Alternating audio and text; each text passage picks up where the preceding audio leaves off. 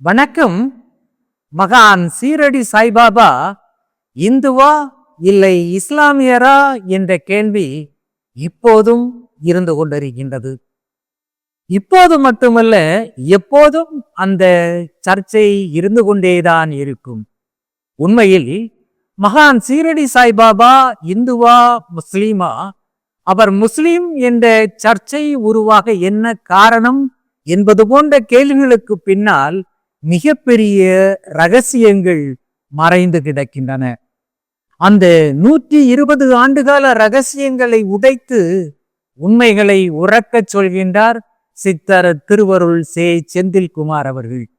வாருங்கள், சீரடி மகான் எந்த மதத்தைச் சேர்ந்தவர் என்பது பற்றிய அதிசயங்களையும் ரகசியங்களையும் இந்த வீடியோவில் காண்போம். வணக்கம் சார். வணக்கம். மீண்டும் சந்திப்பதில் ரொம்ப மகிழ்ச்சி. சீரடி சாய்பாபா மகா சமாதி அடைந்து ஒரு 108 ஆண்டுகள் ஆகியிருக்கின்றன. ஒரு 80 ஆண்டுகள் நம்மோடு அவர் வாழ்ந்திருக்கின்றார். அவர் செய்த அற்புதங்களில் கிட்டத்தட்ட ஒரு 25 ஆண்டுகள் வரை என்னெல்லாம் அற்புதம் நிகழ்த்தினார் என்பதை நம்ம தொடர்ந்து பார்த்துட்டு வந்துட்டு இருக்கிறோம். இப்போ அதில் கடைசியாக அந்த வேப்ப மரத்திலிருந்து துவாரகமயி மசூதியை பாபா வந்தடைகிறார். அங்கே இருந்து அவர் அற்புதங்கள் பக்தர்களுக்கு தரிசனங்கள் பண்ணி கொடுத்துட்டு இருக்கும்போது அந்த கங்காகீர் அப்படிங்கிற ஒரு பிரபலமான சாமியார் வர்றாரு. அவரு கிட்டத்தட்ட 2 பேருக்கும் யார் பெரியவங்க அப்படிங்கிற மாதிரி ஒரு போட்டி நிகழக்கூடிய ஒரு சூழலை மக்களெல்லாம் சீரடி மக்கள்லாம் நின்று வேடிக்கை பார்த்துட்டு இருக்காங்க. அந்த நேரத்தில் பாபா யாருமே எதிர்பார்க்காத அளவில் தன்னுடைய கரங்களில் கங்கையை வரவழைச்சி அந்த கங்காகீர் சுவாமிகளை ரொம்ப பிரமிக்க வைக்கிறாரு. அதுவரை சீரடி மக்கள் அவரை பார்த்த பார்வைக்கும் அதன் பின்பு சீரடி மக்கள் பாபாவை பார்த்த பார்வைக்கும் என்ன மாதிரியான மாற்றங்கள் உருவாயிடுச்சு, எந்த அளவில் அவங்க பாபாவை அதன் பின்பு கொண்டாட தொடங்கினாங்க, அதை பற்றி சொல்லுங்களா. சீரடியில் பாபா வேப்ப மரத்தடியிலிருந்து மசூதிக்கு 1860 வராரு. அதுக்கு பிறகு தான் அவருடைய அற்புதங்கள் ரொம்ப வேகமாக நிகழ ஆரம்பிக்குது. சரி, உங்ககிட்ட சொன்ன மாதிரி கங்கா கிட்ட அந்த கங்கை நீரை வரவழைச்ச கையில் காமிச்சது முதல் அற்புதம். அதை பார்த்த உடனே சீரடி மக்கள் ரொம்ப பிரமிச்சு போயிடுவாங்க. இவ்வளவு பெரிய மகான் நம்ம ஊருக்கு வந்திருக்காரு, இவ்வளோ நாள் தெரியாமல் இருந்திருக்கிறோம் அப்படின்ன மாதிரி ஒரு ஃபீல் பண்ண ஆரம்பிக்கிறாங்க. சரி, அதுக்கு பிறகு அவர் மசூதியில் இருந்ததுக்கு அப்புறம் ஒவ்வொரு நாளும் ஒவ்வொரு அற்புதங்கள் மாதிரி அவர் நிகழ்த்த ஆரம்பிச்சார். பாபா உதாரணத்துக்கு வெளியூர்ல இருந்து ஒருத்தர் சீரடி ஊருக்குள்ள வந்தார்னா அந்த வந்த நபர் என்ன நோக்கத்துக்காக சீரடிக்குள்ள காலடி வச்சிருக்காருங்கிறத பாபா அழகா சொல்லிடுவார், முன்கூட்டியே சொல்லிடுவார். அவ்வளவு அபூர்வ சக்தி இருந்தது. ஆமா, சரி. அதே மாதிரி சீரடியில இருந்து யாராவது வெளியூர்களுக்கு ஏதாவது ஒரு நிகழ்ச்சிகளுக்கோ ஏதாவது ஒரு காரியத்துக்கு புறப்பட்டு போனாங்கன்னா அவங்க கிட்ட பரிபாசையிலே அவர் அந்த காரியம் வெற்றி அடையுமா, எந்த அளவுக்கு இருக்கும் அப்படிங்கறதெல்லாம் இவர் சொல்ல ஆரம்பிச்சிட்டார். மக்களுக்கு அது ஒரு ரொம்ப ஆச்சரியம் கலந்த ஒரு இதாக இருந்தது, அனுபவமா மாறி. ஆமா, மக்களுக்கு நீங்க சொல்றத பார்த்தா அப்போ அன்றாடம் பெருமளவு மக்கள் அவரை சந்திச்சு தன்னுடைய தேவைகளுக்கோ இல்லை போகிற இடத்துல வெற்றிகரமாக நடக்கிறதுக்கான வேண்டுதல்களுக்கோ பார்த்துட்டு போகிற அளவுக்கு பிரபலமாக ஆயிடுச்சு. அந்த டைமில் அந்த காலகட்டங்களில் அப்படி உருவாக ஆரம்பிச்சது. அவருக்கு 25-26 வயசு நடக்கும்போது மக்கள் சீரடி மக்கள் முழுமையாக அவரை நம்ப ஆரம்பிச்சிட்டாங்க. ரைட்டு. இது அந்த பேச்சை வர வர வர சீரடியில் இப்படி ஒரு மகான் இருக்கிறாருங்கிறதுலாம் மராட்டிய மாநிலம் முழுக்கவே ஓரளவு தெரிய ஆரம்பித்த காலகட்டம் அது. சரி, அவருடைய புகழ் பரவ ஆரம்பிச்ச காலம். அப்போ வெளி மாவட்டங்கள் வெளி மாநிலங்கள்ல இருந்தெல்லாம் ஆட்கள் நூற்றுக்கணக்கில் அவரை தேடி வர ஆரம்பிச்சார். ரைட். ஆமாம், இது அப்போ அவர் ஒவ்வொருத்தரையும் அவர் அதாவது அற்புதங்கள் என்னென்னா ஒவ்வொருத்தருடைய வாழ்க்கையில் என்ன நடக்கிறது சூட்சுமமாக சொல்ல ஆரம்பித்தார். அவர் அதனால அவர் எப்படி இந்த இளம் வயசுல ஒருத்தர் இந்த அளவுக்கு சொல்றாரு அப்படிங்கிறது நிறைய ஞானிகளும் தேடி வர ஆரம்பிச்சாங்க. அந்த அளவுக்கு அவர்கிட்ட தீர்க்க தரிசனம் இருக்குது. ஆமா, சரி. அப்ப ஞானிகள் மட்டும் வர ஆரம்பிக்கல, ஆய்வாளர்கள் வர ஆரம்பிச்சாங்க. எப்படி இப்படி ஒருத்தர் இந்த இளம் வயசுல 25 வயசுக்குள்ள சரி மிகப்பெரிய இதெல்லாம் சொல்லிட்டு இருக்கு. அவர்கிட்ட என்ன அபூர்வ சக்திகள் இருக்குங்கிறது தெரிஞ்சுக்கிறதுக்காக வெளிநாட்டு ஆய்வாளர்கள் உள்ள திரண்டு வர்றாங்க. சரி. ஆனா அவங்களால சாய்பாபா பத்தி எந்த தகவலையும் அவங்களால முழுமையாக தெரிஞ்சுக்கிட முடியல. சரி. அந்த ஆய்வாளர்கள்ட்ட பாபா வந்து அவங்க என்ன கேட்டாங்களோ அவருக்கு ஏற்ற மாதிரி பதில் சொல்லுவார். இப்போ ஞானிகள் வந்து கேள்வி கேட்டாங்கன்னா அந்த ஞானிகளுக்குரிய பதிலை வந்து அவர் சொன்னார். அப்போ இந்த சின்ன வயசுல இவருக்கு வந்து இவ்வளவு பெரிய ஞானம் எப்படி கிடைச்சது அப்படிங்கிறத பார்த்து மிரண்டு போயிட்டாங்க. சரி, அந்த ஆட்கள். சரி. அப்போ இதெல்லாம் வந்து ஒவ்வொரு நாளும் இந்த அற்புதங்கள் நடக்கிற சீரடி மக்களுக்கு வந்து அவரை நாடி போகிறதும் வந்து அதிகமாகிடுச்சு. தினமும் காலையில் பாபாவை பார்த்துட்டு தான் போகணும். சரி. இப்போ கடைக்கு போகிறவங்க அவரை பார்த்துட்டு ஆசீர்வாதம் வாங்கிட்டு, இல்லைன்னா அவரை பார்த்துட்டு வணங்கிட்டு போகிற மாதிரிலாம் அந்த பழக்க வழக்கங்கள் சீரடி மக்கள்கிட்ட மாற ஆரம்பிச்சு. சரி. நான் ஏற்கனவே உங்ககிட்ட சொல்லியிருக்கேன், சீரடியில் வந்து இந்துக்களும் இஸ்லாமியர்களும் நிறைஞ்சிருக்கிற ஊர் அது. ஆமாம். அப்போ 2 மதத்துக்காரங்களுமே வந்து அவர்கிட்ட வந்து தேடி வர ஆரம்பித்தாங்க. சரி.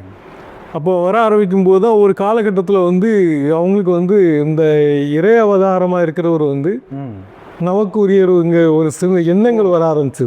சொந்தம் கொண்டாட ஆரம்பிறாங்க. எந்த மதத்துக்கு சொந்தங்கிற ஒரு கேள்வி அங்கே வருது. சரி. இந்துக்கள் வந்து எங்களுக்கு தான் அப்படிம்பாங்க. சரி. இஸ்லாமியர்கள் வந்து இல்லை, அவர் வந்து எங்களுக்காக அனுப்பப்பட்ட இறை தூதர் அப்படிங்கிற மாதிரி அப்படிலாம் சொல்ல ஆரம்பித்தாங்க. சரி.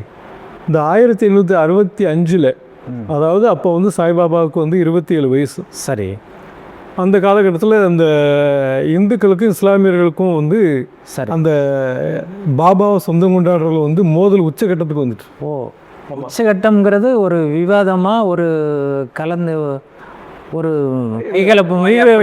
அப்படி சண்டெல்லாம் கிடையாது. சரி. கைகலப்போ தகராறோ அடிதடியோ அந்த மாதிரிலாம் கிடையாது. சரி. கருத்தியல் மோதல். ஆமாம். எப்படின்னாச்சுன்னா இவங்க வந்து எங்களுக்கு தான் சொந்தம். சரி. அதுக்கு நாங்கள் சில ஒரு விஷயங்களை சொல்கிறோம் அப்படின்னு சொல்லி இஸ்லாமியர்கள் சொல்கிறாங்க. இஸ்லாமியர்கள் வந்து எங்களுக்கு சொந்தங்கும் போது அவங்க சில கருத்துக்களை சொல்லியிருப்பாங்க. அந்த விஷயங்கள் அவர்கிட்ட இருக்கிறதுனால அவர் ஒரு இஸ்லாமியர் அப்படின்னு சொல்றாங்க. என்ன சொல்றாங்க அவங்க வந்து முதன்மை ஒரு 5 விஷயங்களை ரொம்ப பிரதானப்படுத்தி சொன்னாங்க. சரி. எப்படின்னாச்சுன்னா வந்து தினமும் பாபா வந்து அல்லா மாலிக்குன்னு தான் சொல்கிறாரு. பொதுவாக அவர் எந்த அற்புதங்கள் பண்ணாலும் சிரிக்கிறாரு, இல்லைன்னா இந்த அல்லா மாலிக்குங்கிற வார்த்தையை தான் யூஸ் பண்ணுறாரு. ஆமாம். அதை சொல்கிறாங்க. ஆமாம். இந்த அல்லா மாலிக்னா என்ன அர்த்தம்? அல்லா மாலிக்குன்னா இறைவனே அரசன், இறைவனே பெரியவன், இறைவனே மன்னர் அப்படிங்கிற மாதிரி அர்த்தம். அந்த அர்த்தத்தில் வரும். சரி. அப்போ இறைவனை முதன்மைப்படுத்தி அவர் சொல்கிற வார்த்தை ரைட்டு. அல்லா மாலிக்குங்கிறது அதை அவர் சொல்லுவார். இல்லைன்னா சப்கே மாலிக் ஏக் அப்படிங்கிற மாதிரி சொல்லுவார். சரி. அனைவருக்கும் இறைவன் ஒருவனே அப்படிங்கிறத சொல்லுவார். சரி. இஸ்லாமியர்கள் வந்து இதை தான் சொன்னாங்க. பாபா வந்து அவருடைய வாயில வந்து அல்லா மாலிக்ங்கிற வார்த்தை தானே வந்துகிட்டே தொடர்ந்து வருது. அதனால அவர் இஸ்லாமியர் அப்படிங்கிற மாதிரி ஒரு வார்த்தை. சரி.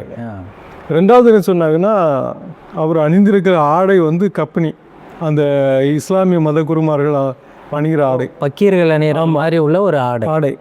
சரி. அதனால அவர் வந்து எங்களுக்கு தான் சொந்தம். அவருடைய சொல்லக்கூடிய வார்த்தை, அவருடைய தோற்றம் 2 சொல்றாங்க. ஆமாம், சொல்றாங்க. 3வது எப்பவுமே அவர் தலையில வந்து அந்த சல்லாடைங்கிறத கட்டியிருப்பாரு. பச்சை கலர்ல கட்டியிருப்பாரு. அதனால இதுவும் அவங்க வந்து எங்களுக்குள்ள அடையாளம், 3வது அடையாளம் அப்படிங்கிற மாதிரி சொன்னாங்க.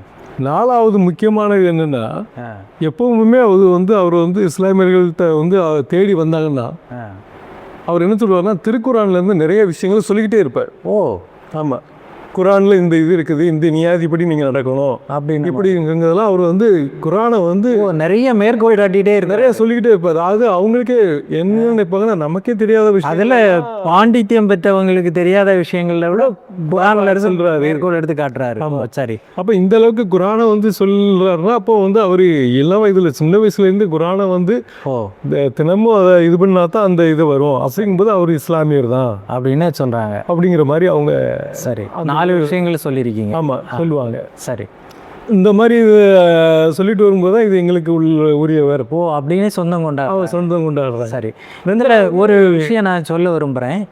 இப்போ நீங்கள் நம்ம ஏற்கனவே கடந்த வீடியோக்களில் வந்து ஒரு 6 மாதத்தில் ஒரு பக்கீர் வருவார், அதாவது பாபா பிறந்த 6 மாதத்தில் ஒரு பக்கீர் வருவார், அவர்கிட்ட கொடுத்துருங்கிறாங்க. அந்த பக்கீர் எடுத்துகிட்டு வந்துடுறாரு. அவர் வந்து 5 வயசு வரை அவர் தான் வளர்க்குறாரு. இந்த 5 வயசு வரை உள்ள ஒரு குழந்தை பருவங்கிறது ரொம்ப ஒரு அருமையான பருவம், மூளை வளர்ச்சி அடைகிற பருவம். கிட்டத்தட்ட அந்த 6 மாதத்துல இருந்து இந்த 5 வயசு வரை அந்த பக்கீர் வந்து முஸ்லீம் சம்பிரதாயப்படியே தான் வளர்த்து வந்துருக்கிறாரு. அதுக்கு பிறகு 5 வயசுக்கு பிறகு தான் இந்த வெங்குஷாட்டை கொண்டு போய் வர்றாரு. அதனால் அவர் முஸ்லீம் சம்பிரதாயங்கள்ங்கிறது, அந்த புராணம் வாசிக்கிறதுங்கிறது அவருக்கு ஒரு வழித்தோன்றலாம் அப்படி வந்திருக்க வாய்ப்பு இருக்குது. ஆமாம், நிச்சயமாக. சரி. அதனால தான் அவரால் வந்து குர்ஆனில் நிறைய விஷயங்களை மேற்கோள் காட்ட முடிஞ்சது. காட்ட முடியுது. சரி.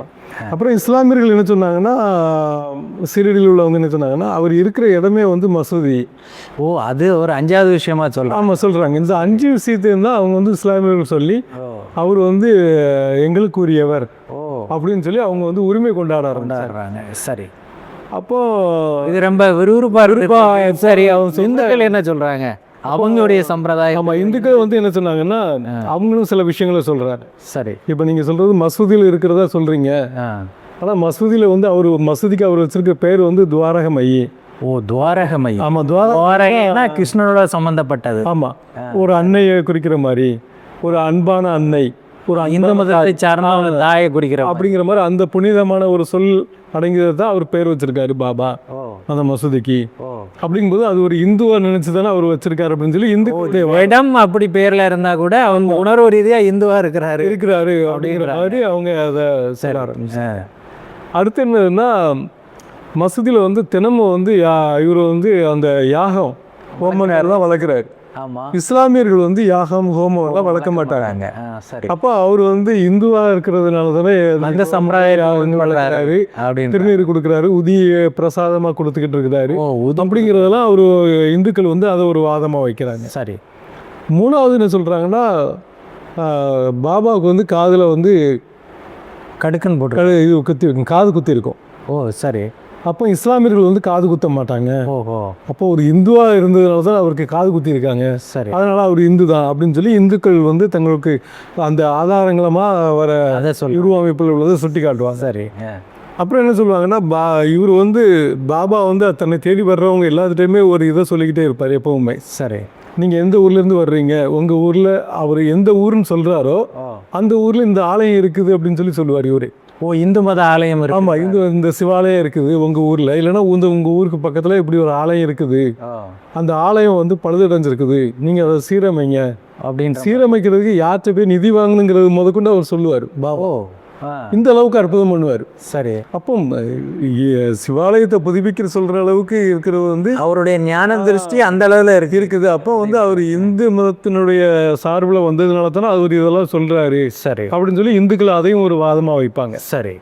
அடுத்து என்னன்னா, எப்போவுமே வந்து பாபா வந்து ஒவ்வொரு தடவையும் வந்து எந்த அளவுக்கு அல்லாஹ் மாலிக்குங்கிற வார்த்தையை பயன்படுத்துகிறாரோ அதே மாதிரி ஹரிநாமங்களை சொல்லுவார். விஷ்ணு சகஸ்ரநாமத்தை அதெல்லாம் சொல்லுவார். அப்போவும் அடிக்கடி நீங்கள் வந்து விஷ்ணு சகஸ்ரநாமத்தை வந்து பயன்படுத்தணும், சொல்லணும், அந்த பாராயணத்தை படிக்கணும் அப்படிங்கிற மாதிரி அந்த ஸ்லோகங்களை வந்து சொல்லிக்கிட்டே இருக்கணும் அப்படிங்கிற மாதிரி சொல்லுவார். சரி. விஷ்ணு சகஸ்ரநாமம் நமக்கு தெரியும்.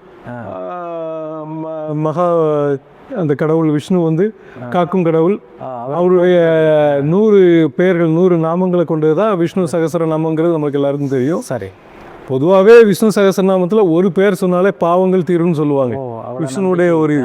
அப்போ 6 பேர் 1000 பேர் சொல்லும்போது மிகப்பெரிய மகிமைகள் நடக்கும் அப்படிங்கிறது பாபா வந்து சுட்டி காட்டுவார் மறைமுகமாக, நீங்கள் இதெல்லாம் செய்யுங்க அப்படின்ட்டு. குறிப்பாக என்ன சொல்லுவாருன்னா, சனிக்கிழமை ஏகாதசி நாட்கள்லாம் வந்து இந்துக்கள்கிட்ட வரும்போது விஷ்ணு சகஸ்ரநாமத்தை உச்சரியுங்க அப்படிங்கிறத அவர் சொல்லிக்கிட்டே இருப்பார்.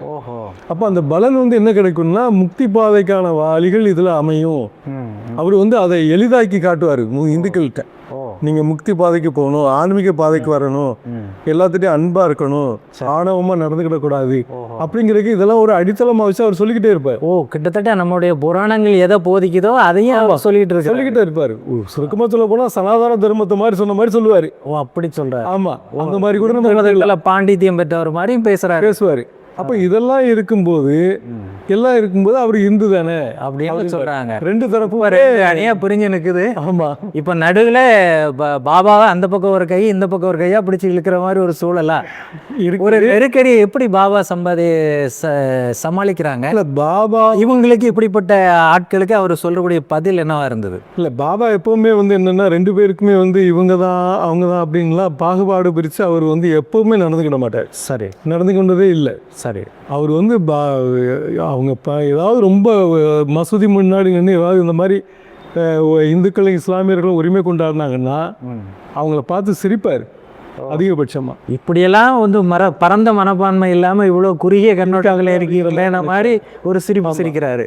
அப்புறம் 2 பேர்த்தையுமே என்ன சொல்லுவார்னா, 2 தரப்பு மத ஆட்களையும் கூப்பிட்டு அவர் சொல்கிற ஒரே விஷயம், எல்லா உயிர்கள்லையும் இறைவன் கலந்துருக்காரு. சரி. அதை அன்பாக பாருங்க, தானம் பண்ணுங்க. சரி. இதை விட நீங்கள் நீங்கள் மதத்தை நீங்கள் இது பண்ணுறதுல எந்த அர்த்தமும் கிடையாது. சரி. இந்த வரிகளை மட்டும் அவங்கக்கிட்ட சொல்லிக்கிட்டே இருப்பாங்க. எல்லா உயிர்கள்கிட்டையும் இறைவன் இருக்கிறார், அன்பு காட்டுங்க, ஆதரவு கொடுங்க, இல்லாதவங்களுக்கு உதவி செய்யுங்க, அன்னதானம் பண்ணுங்க. இந்த வரிகளை திரும்பி திரும்பி அவங்கக்கிட்ட சொல்லிக்கிட்டே இருப்பார். சீரடி மக்கள்கிட்ட இந்த இந்துக்கள் இஸ்லாமியர்கள்னு சொல்லி பேதமைகள் வரும்போதெல்லாம் அவர் இந்த இதை உச்சரிக்க தவறுனதே கிடையாது. சத்சரீரத்துலேயும் அந்த குறிப்புகள் இருக்குது, மற்ற வரலாற்று பதிவுகள் அந்த காலகட்டத்தில் இருக்குது. நான் சொல்கிறது இப்போ இந்த 1965 போது குறைஞ்சபட்சம் 160 சுமார் 160 ஆண்டுகளுக்கு முன்பு சரி இந்த இது நடந்தது. அப்போவுமே ரெண்டு தரப்புமே பாபா ரொம்ப அழகாக பக்குவப்படுத்தினார். ஆனால் அந்த பக்தர்களையும் இந்த விஷயத்தில் ரொம்பவே பாராட்டணும். ரெண்டு தரப்பு இருக்கிறவங்களே ரொம்ப ஒரு மென்மையான போக்கில் தான் அவங்களுடைய கருத்துக்களை எடுத்து வைக்கிறாங்க. அதாவது பாச மிகுதியால் சொந்தம் கொண்டாடுறதுக்கு விரும்புகிறாங்களே தவிர மத ரீதியாக அது ஒரு புலவு மாதிரி வரல. சரி, அந்த மாதிரி வரல. அதுக்கு இன்னொரு காரணம் இருந்தது. என்னென்னா, இப்போ நீங்கள் மசூதிக்கு பக்கத்தில் தாஹியா அப்படின்னு சொல்லி ஒரு மண்டபம் இருக்குது. அங்கே இஸ்லாமியர்கள் ஒவ்வொரு மாதமும் மிகப்பெரிய விழா மாதிரி நடத்துவாங்க. சரி. அரபு பாடல்கள் பாடுவாங்க, நிறைய நடன நிகழ்ச்சிகள் நடக்கும். அந்த நிகழ்ச்சிகள் நடக்கும்போதெல்லாம் பாபா மசூதியிலிருந்து நேராக அந்த தாஹியா மண்டபத்துக்கு போயிடுவார். போய் உட்காந்து போய் இருந்து அவங்க கூட சேர்ந்து ஆடுவார். அரபி பாடல்களுக்கு அந்த இஸ்லாமிய பாடல்களுக்குலாம் அவர் ஆடுவார், எல்லாம் பண்ணுவார், ஆசீர்வாதம் பண்ணுவார், எல்லாம் பண்ணிட்டு வருவார். அந்த இஸ்லாமியர்களுக்கு அவ்வளோ சந்தோஷமாக இருக்கும்.